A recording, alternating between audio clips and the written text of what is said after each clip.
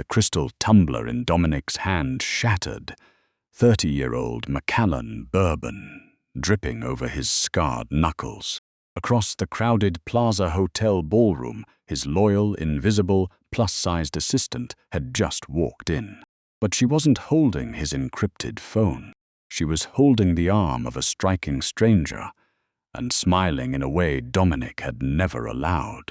Dominic Costello did not share. He was the undisputed head of the Costello Syndicate, a multi-billion-dollar empire built on underground casinos, high-end extortion, and a legitimate shipping front that controlled half the ports on the eastern seaboard. From his penthouse office overlooking Central Park on Fifth Avenue, Dominic ruled his world with cold, calculating precision.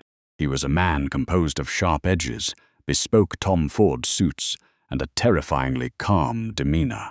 Women to him were currency, tall, willowy, size zero socialites and runway models who decorated his arm at charity galas and asked zero questions about why his private jet to Geneva carried untraceable bearer bonds. Then there was Chloe Bennett. Chloe was Dominic's executive assistant, his confidant, his fixer, and the only person on Earth who knew the exact combination to the biometric safe hidden behind the Basquiat painting in his office. She was also a woman who stood in stark contrast to the superficial world Dominic inhabited. Chloe was fat. She was a lush, soft, size 18 woman with generous curves, a quick wit, and a brilliant mind that could launder $5 million through dummy corporations in the Cayman Islands before her morning latte went cold. For 7 years, Chloe had been the invisible anchor holding Dominic's chaotic life together. She managed his ruthless schedule, navigated his violent temper, and organized his life with military precision. She wore muted, oversized black blazers and sensible flats, deliberately blending into the background of his flashy, dangerous world. To the capos and underbosses of the Costello family, Chloe was untouchable, not because they respected her, but because Dominic would violently dismantle anyone who dared to disrespect his most valuable asset. Yet, for all his unspoken protectiveness, Dominic took her entirely for granted. He looked right through her. In his mind, Chloe was a constant asexual entity, a brilliant machine that existed solely to serve him. He never noticed the way her chestnut hair caught the light, or how her deep brown eyes softened when she looked at him. He never knew that for 7 years, Chloe harbored a quiet, agonizing love for her boss.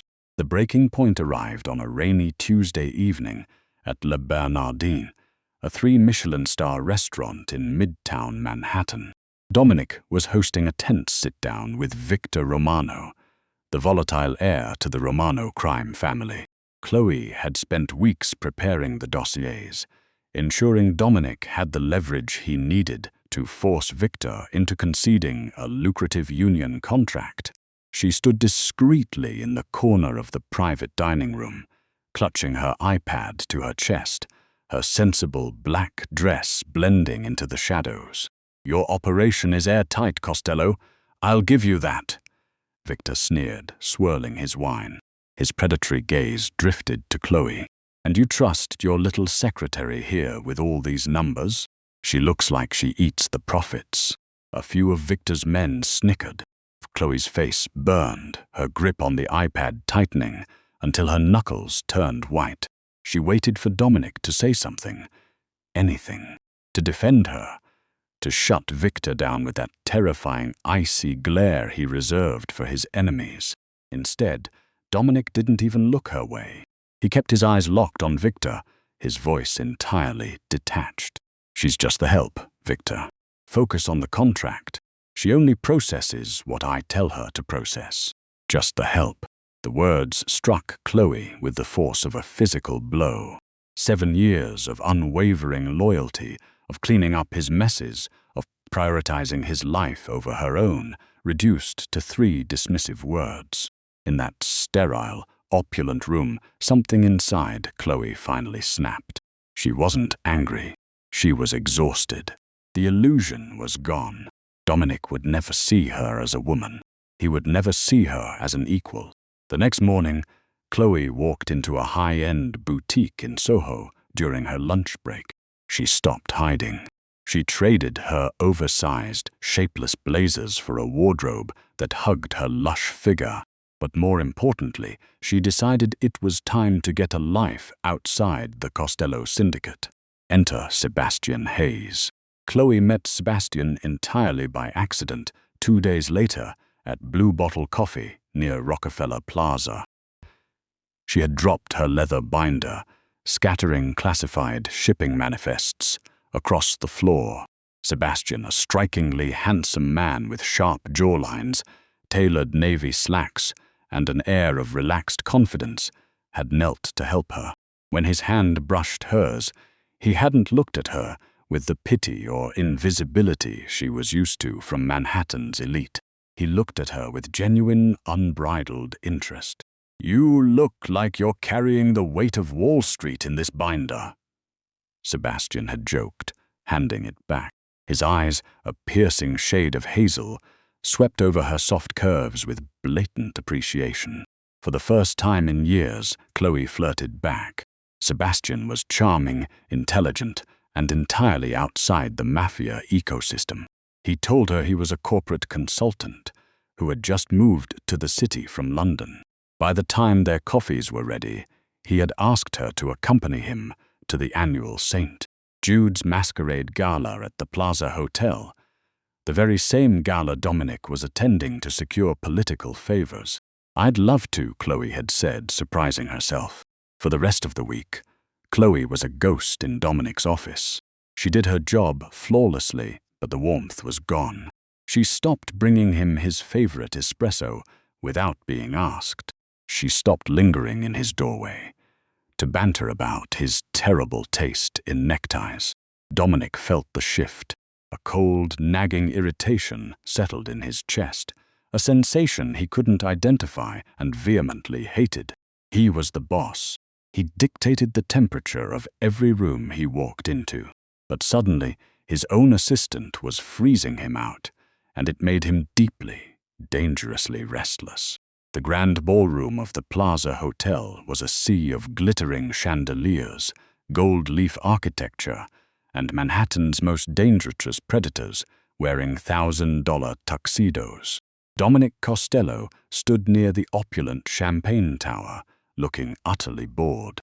Clinging to his arm was Valentina, a Russian runway model whose waist was narrower than his thigh. She was currently prattling on about a yacht trip to Mykonos, completely oblivious to the fact that Dominic wasn't listening to a single word she said. Dominic's sharp eyes were scanning the room, his jaw clenched tightly. He was irritated. Chloe was supposed to be here an hour ago to hand off a decrypted flash drive containing the offshore accounts of a corrupt state senator. But she was late. Chloe Bennett was never late. He pulled out his phone, ready to dial her number and demand her immediate presence. When the heavy oak doors of the ballroom swung open, the murmurs started first, a low ripple of whispers that swept through the high society crowd like wildfire. Dominic looked up, annoyed by the distraction, and felt his breath violently catch in his throat. Standing at the top of the grand staircase was Chloe, but it wasn't the Chloe he knew.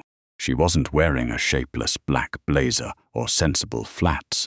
She was poured into a custom-made emerald green silk gown that clung to every lush curve of her body. The fabric draped magnificently over her wide hips and cinched tightly at her waist, highlighting an hourglass figure Dominic had never allowed himself to realize existed. The deep V neckline left a generous amount of creamy skin exposed, and a delicate diamond choker rested against her collarbone. Her chestnut hair, usually pulled back in a severe bun, cascaded down her shoulders in thick, glamorous waves. She looked like a Renaissance painting brought to vivid, breathtaking life. She looked beautiful. She looked untouchable, and she wasn't alone. Resting her hand confidently on the crook of a man's arm, Chloe descended the stairs. The man was tall, impeccably dressed in a midnight blue velvet tuxedo, and possessed an easy, commanding smile.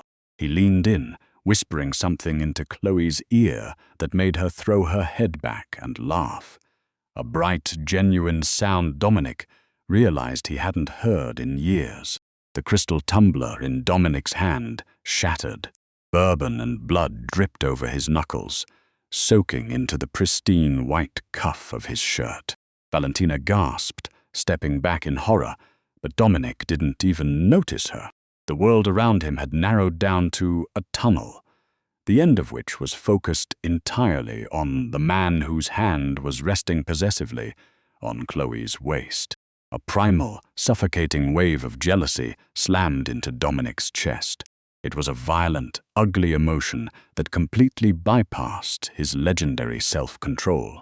His anchor, his loyal assistant, his Chloe, was standing in a room full of sharks, glowing under the attention of another man.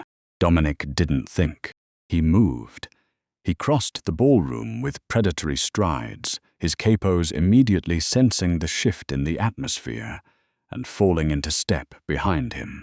The crowd naturally parted for the Costello boss, sensing the lethal tension radiating from his large frame. Chloe was by the bar, accepting a glass of champagne from Sebastian, when the temperature in the room seemed to plummet. She turned, her breath hitching as she found Dominic standing inches away. His dark eyes were burning with a dark, chaotic fire, tracing the deep neckline of her dress before snapping up to her face.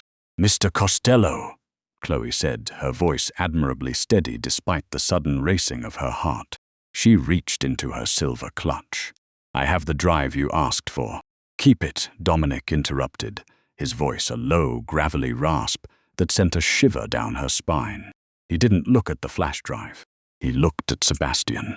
The man had positioned himself slightly in front of Chloe, a subtle, protective gesture that made Dominic want to rip his throat out, right there on the marble floor. "Dominic Costello," Sebastian said smoothly, extending a hand. "I've heard a lot about you. I'm Sebastian Hayes." Dominic didn't take the hand. He stared at it as if it were a venomous snake, then shifted his lethal gaze back to his assistant. "Since when do you date?" Dominic demanded, completely ignoring basic etiquette. His voice was thick with accusation, as if she had committed high treason. Chloe's spine stiffened. The memory of his dismissive words at Le Bernardin flashed in her mind, hardening her resolve. "I have a personal life outside the office, Mr. Costello. Or did you assume I power down in a charging station under my desk when the clock strikes 6? A muscle feathered in Dominic's jaw. "You don't have a personal life that I don't know about. You're my executive assistant. You hold state secrets in your head. You don't just pick up random men at coffee shops." "He's not a random man," Chloe shot back, her brown eyes flashing with defiance. "And who I spend my evening with is none of your concern. Now, if you'll excuse us." Sebastian was just getting me a drink. Dominic took a step closer, crowding her space, his imposing frame forcing Sebastian to shift his stance.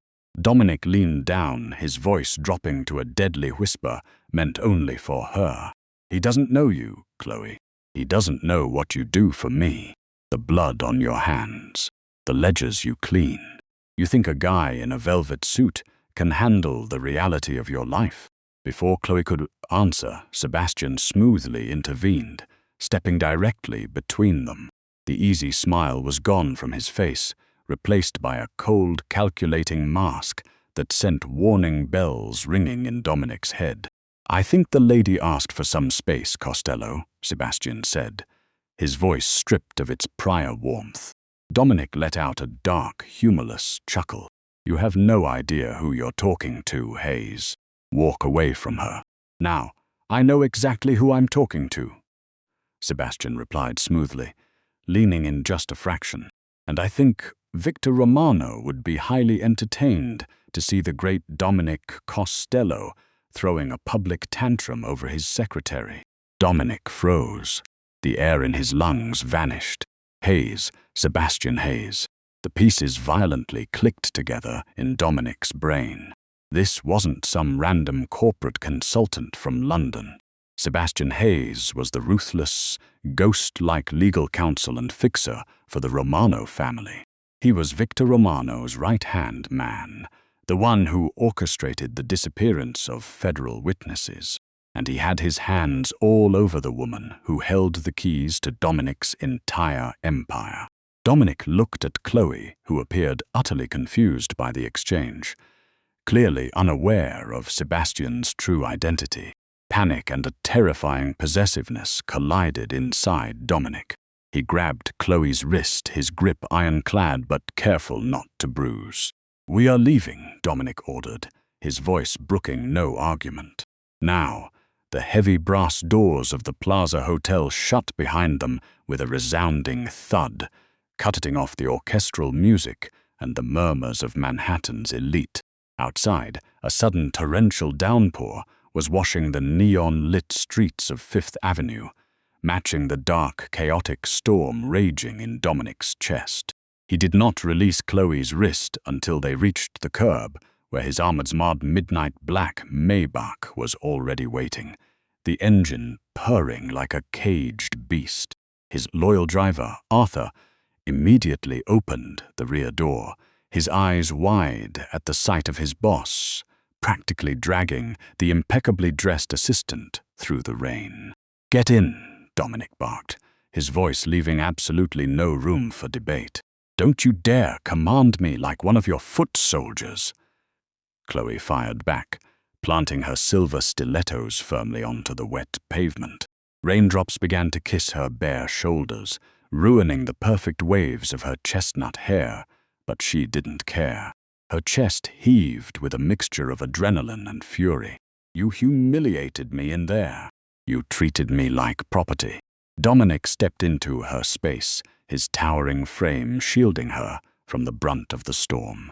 The streetlights caught the jagged edge of his jaw and the terrifying intensity in his dark eyes. "You have absolutely no idea what you just walked into, Chloe. Get in the car before I throw you over my shoulder and put you in there myself." Realizing he was genuinely operating on the edge of violence, Chloe snatched her wrist away, hiked up the heavy emerald silk of her gown, and slid into the opulent leather interior of the Maybach. Dominic slid in immediately beside her, slamming the door shut with enough force to shake the heavy vehicle. "Drive the penthouse." Now, Dominic ordered through the privacy partition. The car surged forward, tires slicing through the rain-slicked asphalt. For 3 blocks, the only sound was the rhythmic thumping of the windshield wipers and the heavy, ragged breathing of the 2 passengers. Chloe pressed herself against the passenger door, wrapping her arms around her generous curves in a defensive posture. She felt entirely out of her element.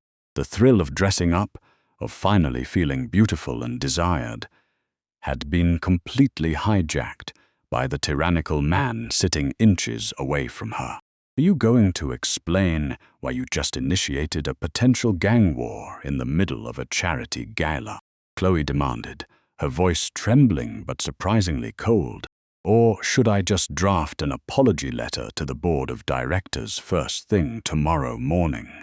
Dominic unbuttoned his ruined suit jacket, his knuckles still smeared with dried blood from the shattered glass.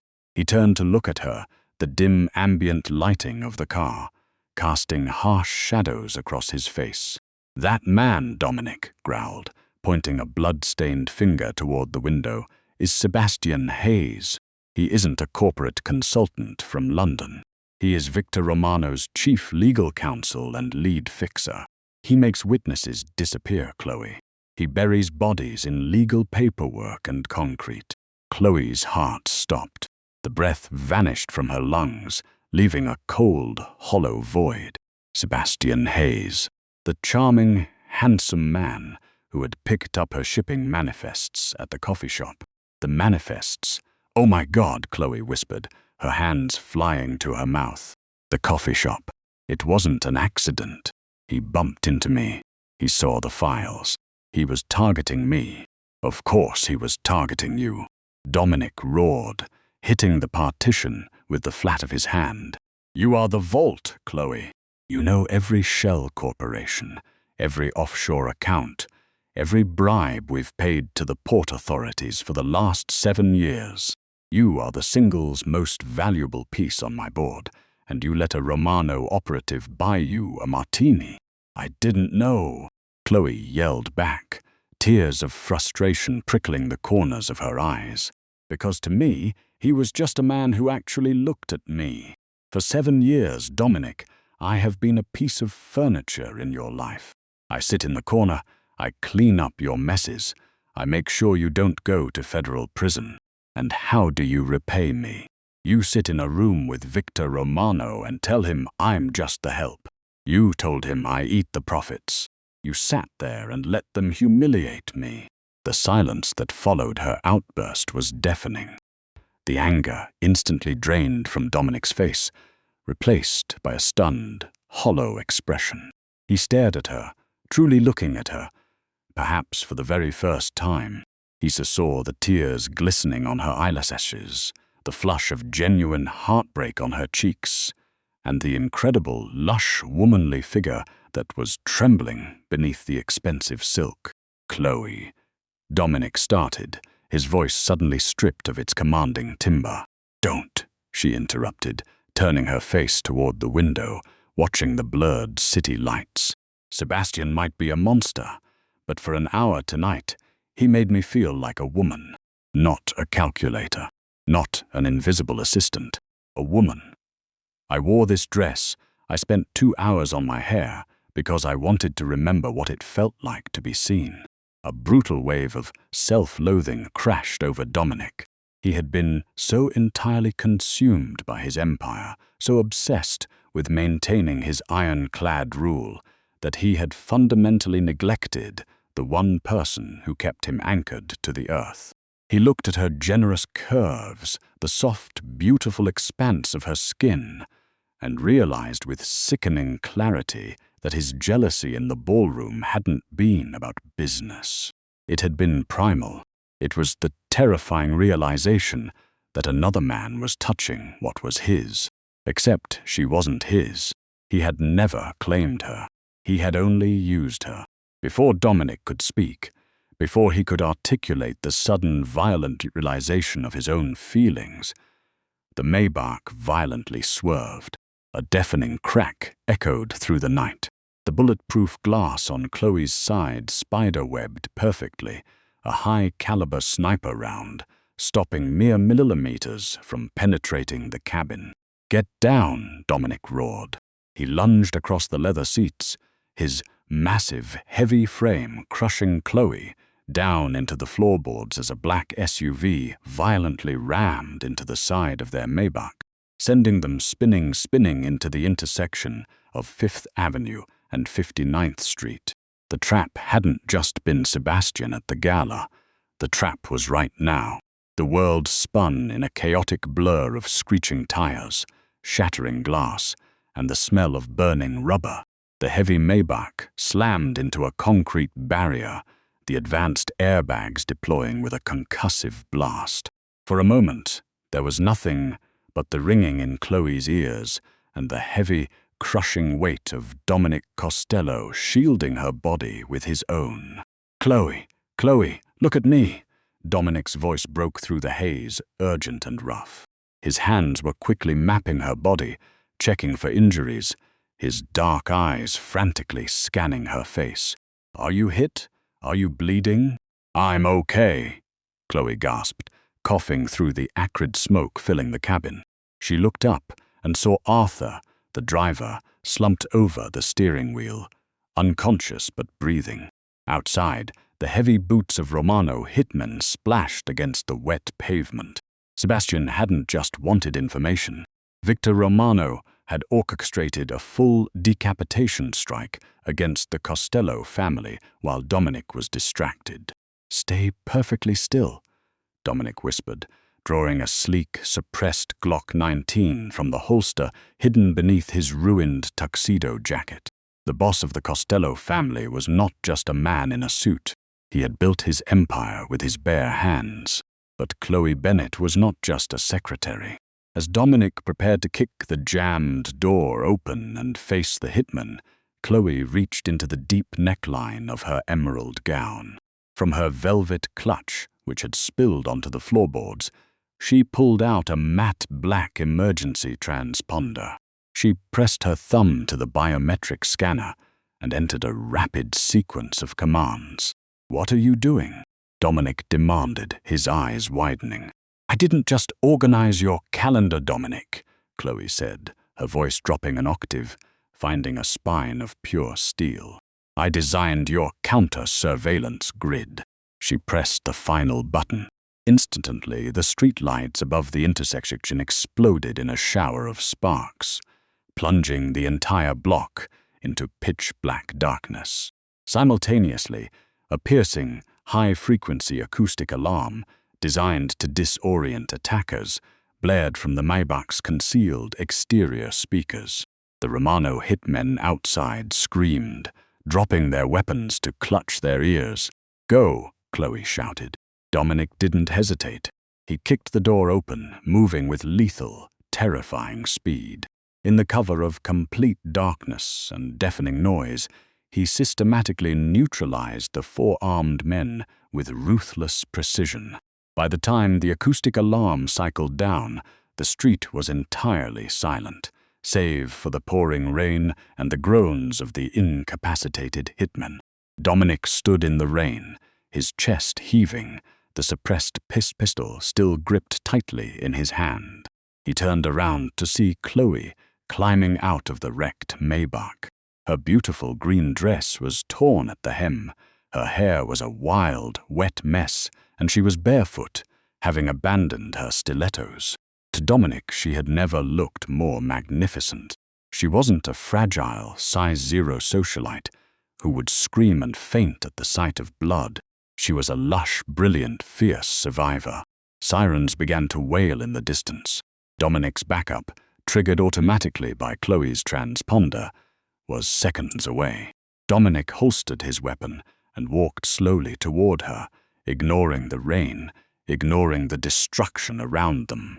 He stopped inches from her, reaching out a large, blood-stained hand to gently cup her jaw. His thumb traced the soft curve of her cheek, smudging rainwater and ash. "I am a fool," Dominic said, his voice raw, stripped of all its usual arrogance. "A blind, arrogant fool." Chloe looked up at him, her heart pounding furiously against her ribs. "Dominic." "No, let me speak," he commanded softly, stepping closer until her lush curves pressed against his solid frame. "You are not the help, Chloe.